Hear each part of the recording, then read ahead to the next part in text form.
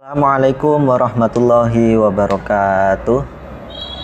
Bismillah, alhamdulillah, wassalatu wassalamu ala rasulillah wa ala alihi wa ashabihi wa mawalah amma ba'dah. Yang saya cintai dan saya banggakan anak-anakku semuanya, bagaimana kabarnya hari ini? Siap untuk kita belajar bersama? Secara bahasa, arti nikah adalah mengumpulkan, menggabungkan dan menjodohkan.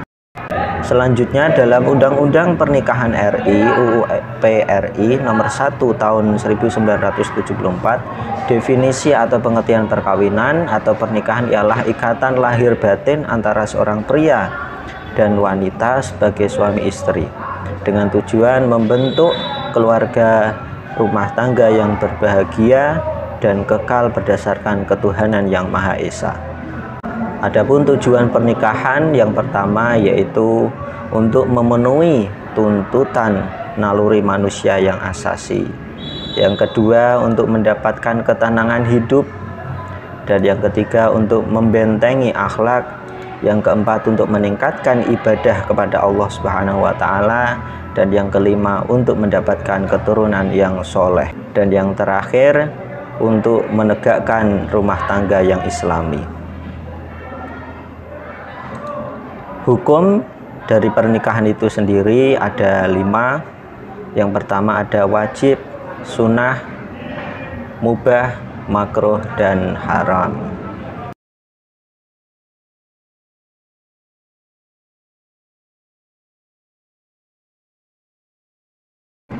Pengertian wajib dalam hal ini yaitu bagi orang yang telah mampu baik fisik, mental, ekonomi maupun akhlak untuk melakukan pernikahan, mempunyai keinginan untuk menikah, dan jika tidak menikah maka dikhawatirkan akan jatuh pada perbuatan maksiat, maka wajib baginya untuk menikah.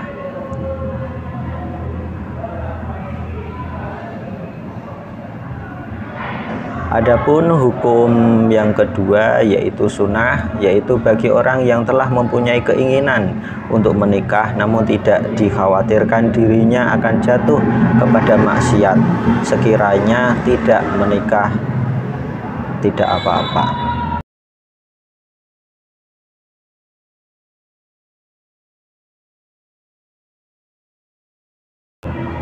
Adapun yang ketiga mubah, bagi yang mampu dan aman dari fitnah tetapi tidak membutuhkannya atau tidak memiliki syahwat sama sekali, seperti orang yang impoten atau lanjut usia, atau yang tidak mampu menafkahi sedangkan wanitanya rela dengan syarat wanita tersebut harus rosyidah atau berakal.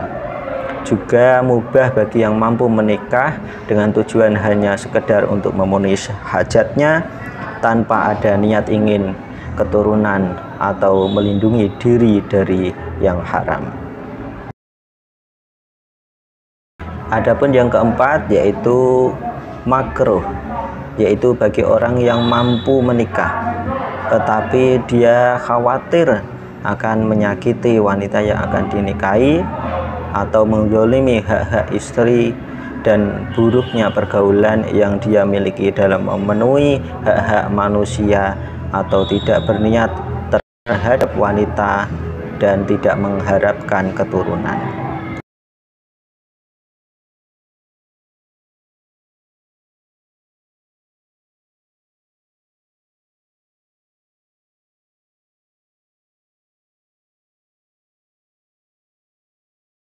Dan hukum yang terakhir yaitu haram, yaitu bagi orang yang yakin bahwa dirinya tidak akan mampu melaksanakan kewajiban-kewajiban pernikahan, baik kewajiban yang berkaitan dengan hubungan seksual maupun berkaitan dengan kewajiban-kewajiban lainnya. Mahram atau orang yang tidak boleh dinikahi, dilihat dari kondisinya ada pembagiannya. Yang pertama ada mahram mu'abbad, atau wanita diharamkan untuk dinikahi selama-lamanya, seperti keturunan satu susuan, mertua perempuan, anak tiri jika ibunya sudah dicampuri, bebas bekas menantu perempuan dan bekas ibu tiri. Yang kedua pembagian mahram, yaitu mahram ghairu mu'abbad, adalah mahram sebab menghimpun dua perempuan yang statusnya bersaudara. Misalnya saudara persusuan kakak dan adiknya. Hal ini boleh dinikahi, tetapi setelah satu statusnya sudah dicerai atau bercerai atau meninggal dunia, yang lain dengan sebab istri orang atau sebab iddah.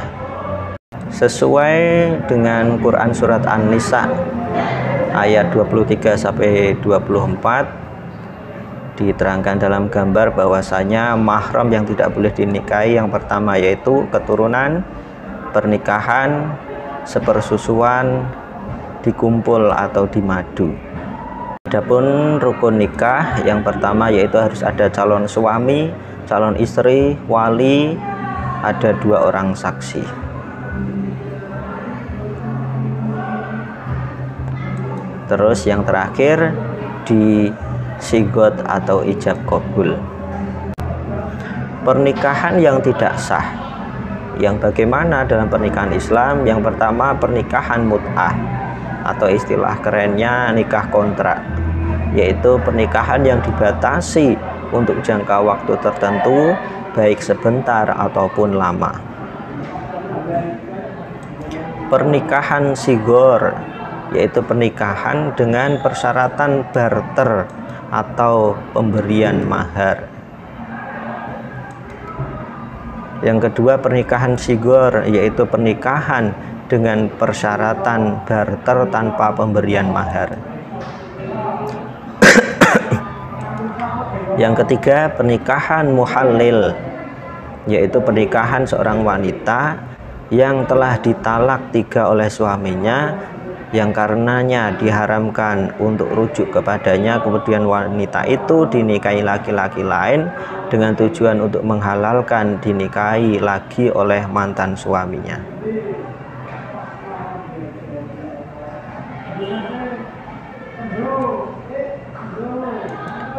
Yang keempat pernikahan orang yang ihram, yaitu pernikahan orang yang sedang melaksanakan ihram haji atau umroh serta belum memasuki waktu tahallul. Yang kelima yaitu pernikahan dalam masa iddah, yaitu pernikahan di mana seorang laki-laki menikah dengan seorang perempuan yang sedang dalam masa iddah, yaitu baik karena perceraian ataupun karena meninggal dunia. Yang keenam pernikahan tanpa wali, pernikahan yang dilakukan seorang laki-laki dengan seorang wanita tanpa seizin walinya. Yang ketujuh pernikahan dengan wanita kafir selain wanita-wanita ahli kitab. Yang kedelapan menikah mahram. Bahasan selanjutnya yaitu tentang talak. Apa itu talak? Talak ialah lepasnya ikatan pernikahan dengan lafal talak. Asal hukumnya adalah makruh. Rukun talak yang pertama, yang menjatuhkan talak atau suami, syaratnya dia harus balik, berakal, dan kehendak sendiri. Yang kedua, yang dijatuhi talak adalah istrinya sendiri. Yang ketiga, ucapan talak baik dengan cara yang sharih atau jelas maupun dengan cara kinayah atau sindiran. Cara sharih, ucapan talak dengan cara sharih tidak memerlukan niat.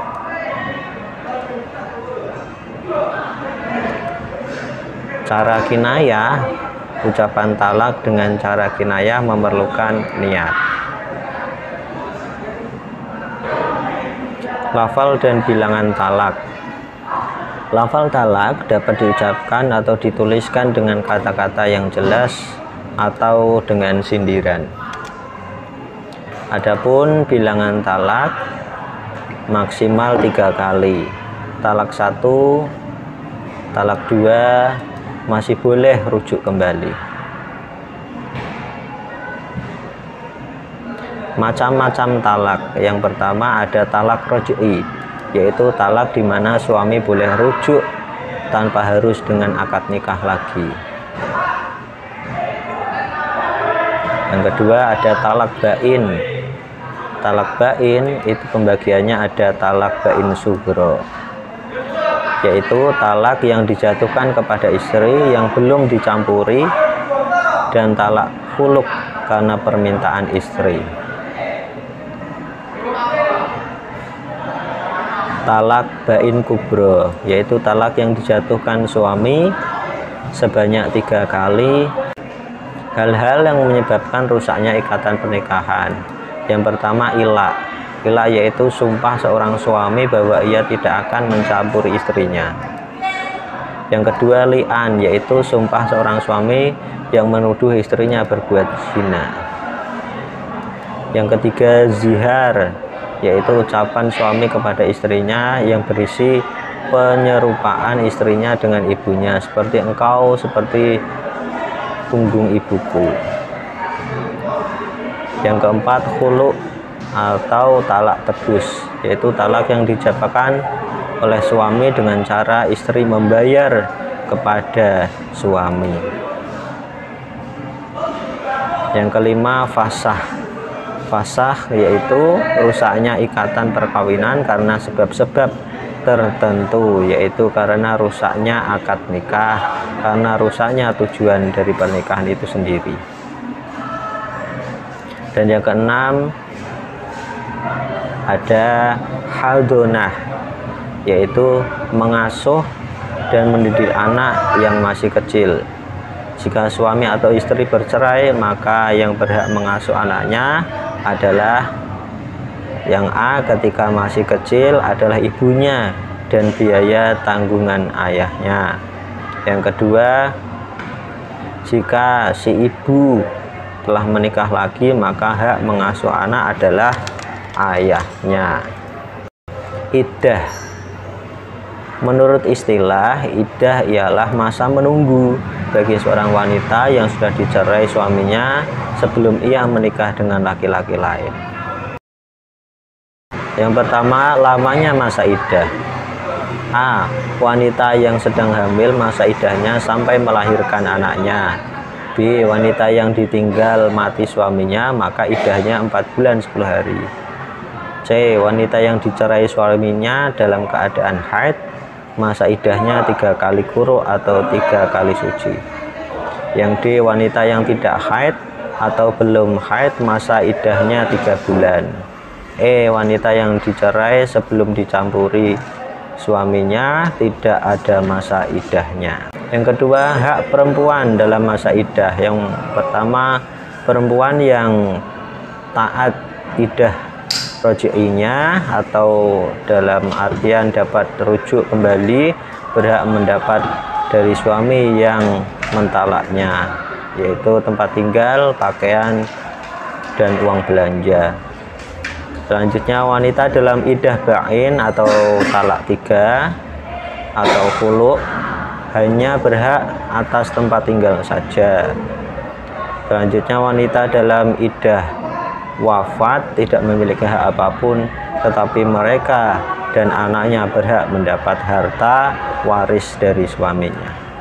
Rujuk ialah kembalinya suami istri pada ikatan perkawinan setelah terjadi talak roj'i dan masih dalam masa iddah. Rukun rujuk yang harus ada. Yang pertama, istri, syaratnya pernah digauli, talaknya talak roj'i dan masih dalam masa iddah. Yang kedua, suami, syaratnya Islam, berakal sehat dan tidak terpaksa. Yang ketiga, sigot, lafal rujuk. Yang keempat, saksi, yaitu 2 orang laki-laki yang adil. Adapun hikmah pernikahan, yang pertama, terciptanya hubungan antara laki-laki dan perempuan yang bukan mahram dalam ikatan suci yang halal dan ridho Allah Subhanahu wa taala. Yang kedua, mendapatkan keturunan yang sah dari hasil pernikahan. Yang ketiga, terpeliharanya kehormatan suami istri dari perbuatan zina. Yang keempat, terjadinya kerjasama antara suami dan istri dalam mendidik anak dan menjaga kehidupannya. Yang kelima, terjalinnya silaturahim antar keluarga besar pihak suami dan pihak istri. Baiklah anak-anak, terima kasih atas perhatiannya. Semoga pembelajaran pada siang hari ini memberi manfaat kepada kita semuanya, tentang pentingnya kita mengetahui ilmu-ilmu apa saja yang nantinya kita akan hadapi dalam pernikahan. Terima kasih, saya cukupi. Wallahul muwaffiq ila aqwamit thoriq. Assalamualaikum warahmatullahi wabarakatuh.